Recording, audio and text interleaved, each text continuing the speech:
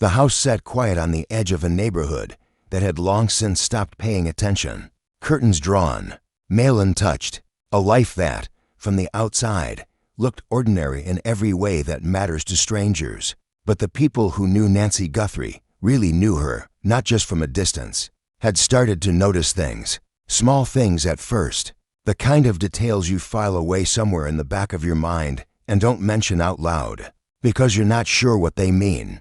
A change in her voice, a distance in her eyes, the way she'd stopped talking about certain things entirely, as if those things had simply ceased to exist. Nobody said anything. Nobody wanted to be the one who was wrong. And then one day, without any fanfare or warning, investigators arrived at a house that wasn't Nancy's at all. It was Annie's, and what they reportedly found inside didn't just raise questions. It threatened to take apart everything people thought they understood about a case they had already decided was closed. There are moments in any investigation when a single discovery quietly changes the direction of everything that follows. Not the headline moments, not the dramatic arrests or the tearful press conferences broadcast across every channel. The quiet ones, the ones that happen inside an ordinary house when the cameras aren't there, and the only witnesses are officers writing careful notes in a small, unremarkable pad. This was one of those moments, except it refused to stay quiet. It couldn't, because what was reportedly found inside Annie Guthrie's house reached all the way back to Nancy, to her life, to her story, to something that might have been her truth. And once that connection became visible, there was simply no reasonable way to look at this case the same way again. Nancy Guthrie wasn't famous. She wasn't someone that cameras followed or journalists waited outside the door for. She was someone who lived the kind of life that most people would call unremarkable, and they'd mean it kindly. She had routines that held her days together. She had people she cared about.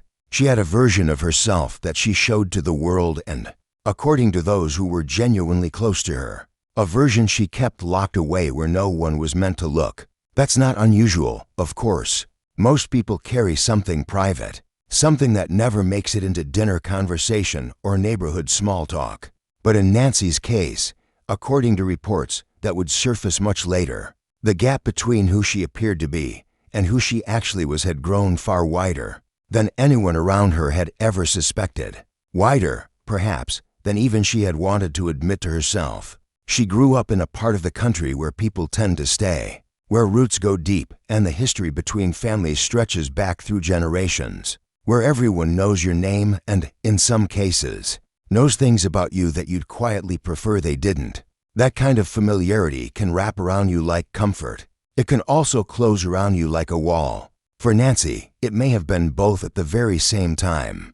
A place that grounded her and a place that held her in ways she never fully escaped. People who knew her described her as warm, careful with her words in a way that felt considered rather than cold. Someone who listened far more than she spoke, which in certain circles earns you trust, and in others earns you something closer to suspicion. She had built a life that looked solid and stable from every angle you could find. A home, relationships that appeared steady, a sense of belonging to a place. And for a long time, that stability held. The way old walls hold, not because they are particularly strong, but simply because nothing has pushed against them hard enough yet.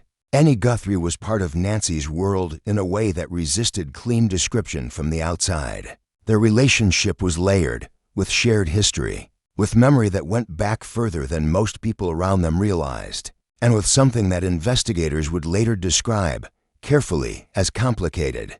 They weren't strangers. They weren't simply old friends catching up over coffee. They were connected in ways that, once the details began to come forward, seemed to quietly explain a great deal about why this story moved in the direction it eventually did. When Nancy's situation first drew any kind of public attention, Annie remained on the edges of it. A background name, someone mentioned briefly, and then set aside. That would not last, because the house Annie lived in, the house that would eventually pull investigators through its front door, was apparently holding something that no one had thought to look for until it was very nearly too late. For years before any of this became public, the Guthrie name carried no particular weight beyond the people who held it. Nancy moved through her days without drawing attention, at least as far as any public record shows. She kept her home. She maintained the relationships around her. She appeared, by every measure a stranger could apply, to be someone living a careful and considered life. But according to people who were genuinely close to her during this period, there were fractures running beneath the surface that never properly healed. Small conflicts that kept finding their way back. Decisions that didn't quite sit right when you placed them side by side and looked at them honestly. A pattern that, in hindsight, suggested something was being managed, not carelessly, but deliberately, with real effort, and had been for some time. There were financial questions that reportedly surfaced during this period, and then disappeared again without any clear resolution. There were accounts of conversations that seemed to loop endlessly, where direct questions were met with answers that technically responded, without actually saying anything. There were relationships that drifted without explanation. People who had once been close to Nancy gradually pulling back, and new people moving into her life whose connections to her weren't always easy to trace or understand. Taken individually, none of this would have turned anyone's head. Lives are complicated. People grow apart. Money creates tension in even the most stable households. But investigators, who would later go through the timeline of Nancy's life, in careful detail reportedly found that the pattern didn't belong to one difficult season. It ran across years. It was, in some sense, the quiet current beneath everything else. Steady and persistent, and almost invisible unless you knew to look for it. Nothing had broken open yet. Nancy's story was still intact. The version of events that most people held, the version that had been, according to reports, carefully tended, was still the version in circulation. The walls were still standing, the curtains were still drawn, and no one had yet found a reason to walk up to Annie's door and knock. That's the part that makes what came next feel so sudden, because things that hold for a long time don't tend to give way gradually. They hold and hold and hold, and then, without much ceremony, they simply don't. It began, according to reports, not with anything large or obvious. It started with something much smaller than that. A document, a name showing up in a place it had no clear reason to be. A thread that, the moment someone noticed it, could not be quietly set aside. Investigators, and depending on the account you follow, the specifics vary slightly, came across information that connected Annie's address to a set of transactions and records that had previously been associated with Nancy's case. The precise details of what that information was have not been fully disclosed publicly, and that restraint is itself worth noting. Cases where evidence is held close tend to be cases where what's been found is either deeply sensitive, actively contested, or both. What has been reported, across multiple accounts, is that investigators did not arrive at Annie's house by chance or coincidence. They had reason to believe that something inside that house mattered, that it was connected to what they were still trying to understand about Nancy. And what they reportedly found there, materials, documents, objects described across various accounts as unexpected, moved the investigation in a direction that no one had publicly seen coming. The word that surfaced in several reports was significant. Significant findings, significant materials. It's a word that investigators and legal professionals reach for deliberately, because it signals weight without locking anyone into specifics. And in this particular case, the weight behind it was considerable. For the people who had followed Nancy's story, this moment landed in different ways depending entirely on what they had believed going in. Those who had accepted the official account found themselves suddenly standing on uncertain ground. Those who had always sensed something missing found what felt, to them, like confirmation that their instincts had been pointing somewhere real all along. And those who simply cared about Nancy as a human being, not as a case, not as a narrative, but as a person, found themselves sitting with something that was much harder to name than doubt or suspicion, something closer to grief. The weeks that followed the search of Annie's house were ones of quiet but unmistakable activity among those connected to the case. Not because the public had full access to what had been found, they didn't, and still largely don't, but because the fragments that emerged through careful, reporting and guarded statements were enough to suggest that the house had contained far more than anyone outside the investigation had anticipated. According to various accounts, investigators spent considerable time inside the property. That detail alone is worth pausing on. A brief visit to confirm or rule out a lead doesn't require hours. Extended presence inside a location suggests something is being documented carefully, preserved methodically, and understood within a larger context before anyone leaves. Among the details that made their way into reports were references to personal items connected to Nancy, items that, according to questions raised at the time, had no obvious explanation for being there. Items that, if the accounts are accurate, pointed toward a level of shared history and coordination between Annie and Nancy that the public version of events had never once acknowledged. Whether those items ultimately represent something innocent or something far more serious remains, as of the most recent available reporting, an open question. No official conclusion has been reached, but the shape of what was found, the fact of its presence, its apparent age, its connection to an earlier chapter of Nancy's life rather than a recent one, shifted something fundamental in how investigators understood the timeline they had been working from. The house was not a crime, seen in the way that phrase is typically understood. It was something that may have been more difficult to process, a place where a version of a story had apparently been kept, a repository of sorts for things that hadn't made it into any official account, and the people responsible for understanding what had happened to Nancy now faced the particular challenge of returning to a beginning they thought they had already passed, and asking entirely different questions of everything they believed they knew. There is a specific kind of silence that settles over a case when new evidence doesn't bring clarity, when it multiplies the complexity instead. It isn't the silence of resolution or relief. It's the silence of a room full of people who have just watched the picture change and aren't yet sure what they're looking at. That silence reportedly fell over the Guthrie case in the period after the search of Annie's house. Sources described, according to various reports, a significant reassessment underway. Timelines were being redrawn from scratch. Relationships that had seemed peripheral were being placed closer to the center. Statements that had previously been accepted without much scrutiny were being read again, in the light of what had just been found. For Nancy herself, and it matters deeply to remember that at the heart of all of this is a real person, with a real life and real people who carry her. The implications of what was found were profound in ways that are difficult to fully measure. Whether she was aware of what Annie's house contained, whether she had any hand in how it came to be there, whether she was in some sense a participant in whatever story those materials told, or whether she was, in a very different and more troubling sense, a subject of it, none of these questions had clean answers. No official conclusion has been reached. That must be said plainly and held onto carefully. What the evidence appeared to do, according to reports, was not destroy the version of Nancy that had been understood. It didn't flip the narrative cleanly into something opposite and simple. What it did was layer it.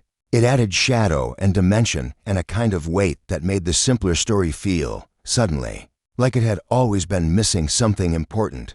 And when a story about a person gains that kind of depth, it changes how you hold everything that came before it. It makes you look back at moments you thought you understood and wonder what was actually happening inside them. By the time the investigation had reached this point, the Guthrie case had traveled a long distance from where it began. What had started as a relatively contained set of circumstances had expanded into something with real reach, into relationships, into history, into a complicated web of connection between two women whose lives had been wound together in ways that the surface account had never come close to capturing. Annie's role in all of this remained, as of the most recent available reporting, a matter of active investigation and genuine uncertainty. She had not, according to reports, made any public statement. Her legal situation had reportedly shifted in the period following the search of her home, though the specific nature of those changes had not been disclosed openly. What had been implied, carefully through the language of official statements, was that she was no longer a background figure in any sense. She had become, in some capacity that remained to be fully defined, central. And that shift raised questions that extended well beyond Annie herself. Who else had been aware of things that hadn't been shared? Who else had been quietly holding pieces of a story that, placed together in the right order, told something entirely different from what had been presented.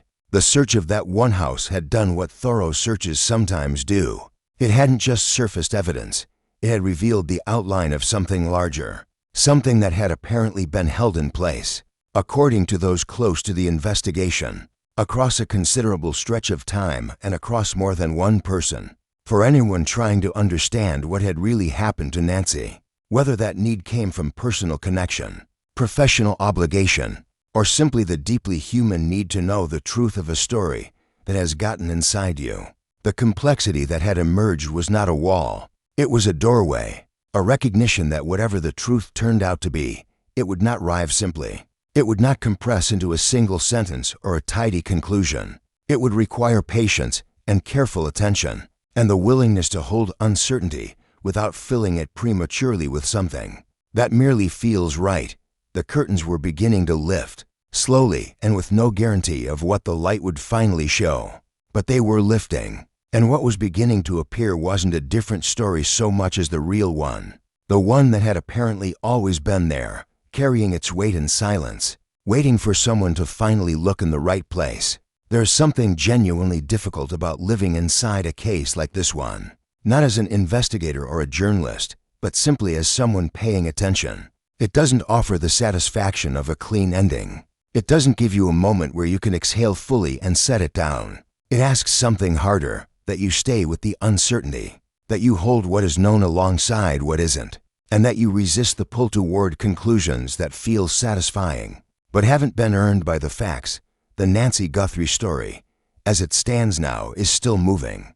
The discovery inside Annie's house, whatever it fully means, whatever investigators ultimately determine it to amount to, has made certain that the version of events most people once held is no longer the version that goes unchallenged. Something has shifted at the foundation. The ground has moved, and the people whose lives are bound up in this case are navigating that movement in real time, without the luxury of knowing how any of it ends.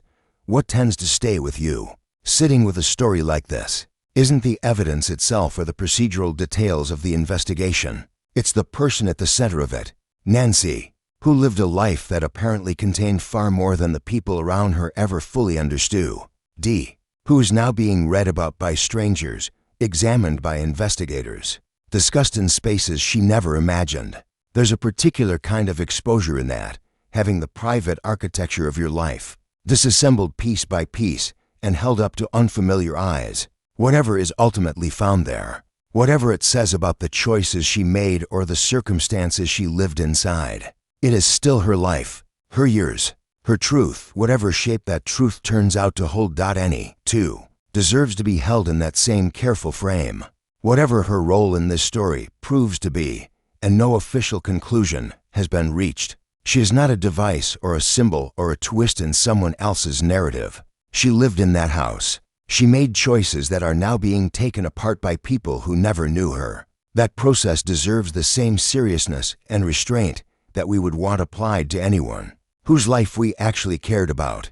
The cases that stay with us longest are rarely the ones that resolve cleanly. They're the ones that refuse to let us be comfortable, the ones that remind us, quietly and persistently, that the stories we think we know are almost always partial, that the people we think we understand are almost always more complicated than we've been willing to allow. And that real truth, not the headline version, not the version that fits neatly into the time we have, tends to take longer than anyone wants. And when it finally arrives, it tends to arrive much quieter than anyone expected. Whatever comes next for this case, the door that was opened inside Annie Guthrie's house will not close again. Some doors are not built to close once they've been opened. Some discoveries become permanent. They attach themselves to the story and stay there, changing the shape of everything around them. This, by every indication, appears to be one of them. If this story left you sitting with something, a question,